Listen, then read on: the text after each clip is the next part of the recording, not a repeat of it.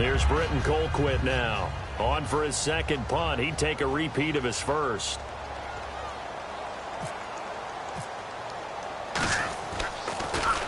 And he'll get this away into the icy winter air. And this will be out of bounds, and they spot it at the 15-yard line. Not too bad. The Patriot offense now set to come back out onto the field. And they will simply, Charles, be looking to duplicate what they did last drive when they were able to push it in for 6. And they hope it'll be that easy, right? To be able to take exactly what happened before, replicate it. They may have to make a few additional changes along the way because I'm sure the defense will make some adjustments, but they've got to have great confidence having scored the last time out. I know that every now and then we get in those meetings with coaches, and you almost want to roll your eyes when they talk about staying on schedule when they're moving the football.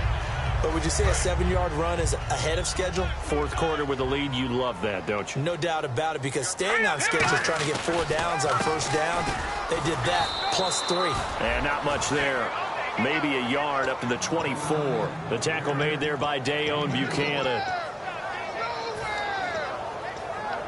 And they're just a couple of yards shy of a first down here on third down. Going to give this time to the tailback. And he will lose yardage here back at the 23-yard line. That'll make it fourth down after a loss of 1. The defense won that play so fast that I think if the running back even had time to notice if anyone was there, it was just a blink of an eye, and there was a loss on the play.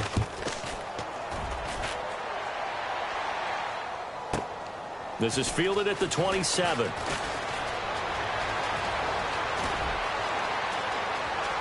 And now off to the races down the right side. And he takes it all the way, but there is a flag down, so hold the celebration. This one's coming back. When you've got a guy that fast back there to receive punts, that's a nightmare for the guy game planning, the special teams coach. But it's also a nightmare for the punter. Sometimes they get so nervous that they mishit the ball and kick it right to him. Manziel. Oh, it's a screen pass. That's complete. And an alley to run. There he goes left side. And all the way home for a Bills touchdown.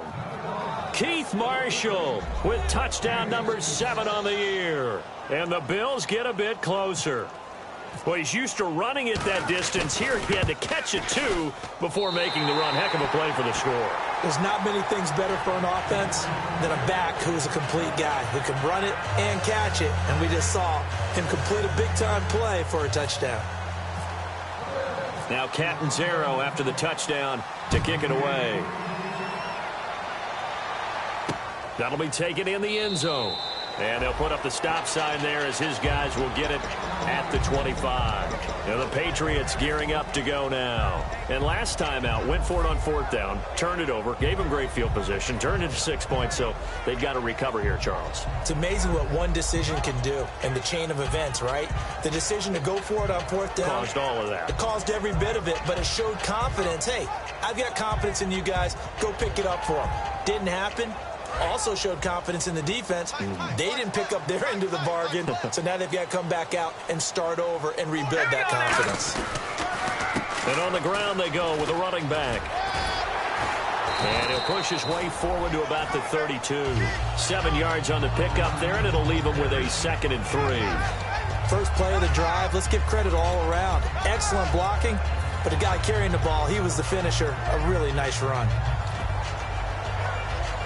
2nd down following the run. Possible run anticipation here as the D-line sandwiches together. Now they'll run it on the toss. Not much there. Maybe a couple up to the 35. A host of Bills there that time to make the stop.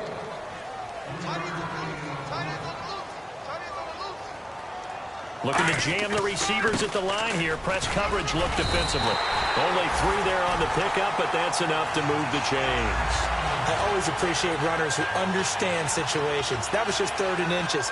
No reason to dance around in the backfield and try and break off a bigger play. Just go pick up the first down, and that's exactly what he did.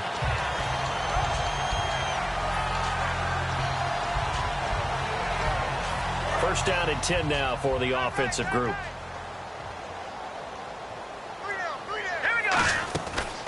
They'll run it now out of the gun. And hard running's going to get him over the 40 to the 42. And give him 4 yards there. It'll be 2nd and 6. Well, if you're a football guy, that's a pretty run because everyone is in sync right there. Obviously, the guy carrying the ball, but how about the people up front? Leverage, athleticism, they created some nice space for him. They come out with 1 back and 3 tight ends. Time for a break. We'll come back to wrap this one up after this. And they're 6 yards away from picking up the first here on 2nd down.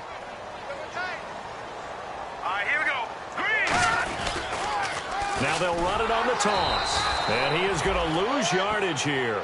He lost 2 there, and it's 3rd down. One of the toughest things for an offensive lineman to learn is the ability to get in space and hit people who are moving targets. And linebackers are not easy ones to hit because they know how to move, juke, and make you miss. And that's exactly what he did on that play. A nice play for the defense. 3rd down, Carlos Hyde. And he'll be brought down right at the 45-yard line. Call it a gain of 5. 4th down now. The Patriots send out their punter as he'll kick it away for the 2nd time.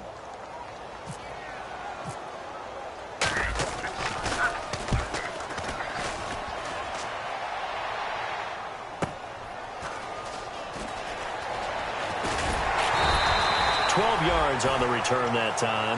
And the Bills will be backed up to start the drive. They'll have it 1st and 10. And now out come the Bills. And last time the formula was pretty simple. 1-play drive, long pass. Maybe they just want to do that again, right? And that's exactly how you want to draw things up. Whether it's on your grease board, right, in your playbook, 1-play drive is exactly what you want on offense. What they have to be careful of is not having a letdown. It was real easy last time. They can't expect that going forward. Yeah, we'll see if it's that easy here. I do have to admit, I like it when it all comes together. When the top part, catching the football, right, whether you're catching it with your hands or cradling it, comes together with the legs, in this case the feet, doing a little toe tap to stay in bounds and complete the catch. And a great job by our crew on the camera shot. Love when you see the grass or on the field turf, those rubber pellets flying up. Great catch.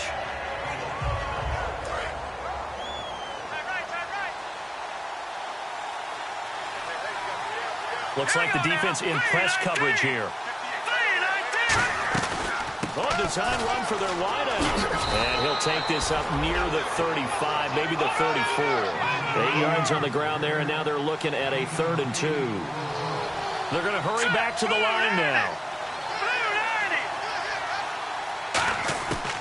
One final shot. They'll look to throw. And that will be incomplete as time has run out on this football game. Well, partner, there's something special about a game in the snow. Just always fun in these elements, although a little chillier up here in the open-air booth. The only thing that's not fun is that we got the mid-game notification that our flight was canceled tonight, but we'll deal with that later. It was really a fun game to watch, though. It was, and there is something special about games played in the snow because the element of surprise really kicks in. You don't know how they're going to handle the ball, if someone's going to make a dramatic play just out of nowhere, and all of a sudden it just changes the course of things.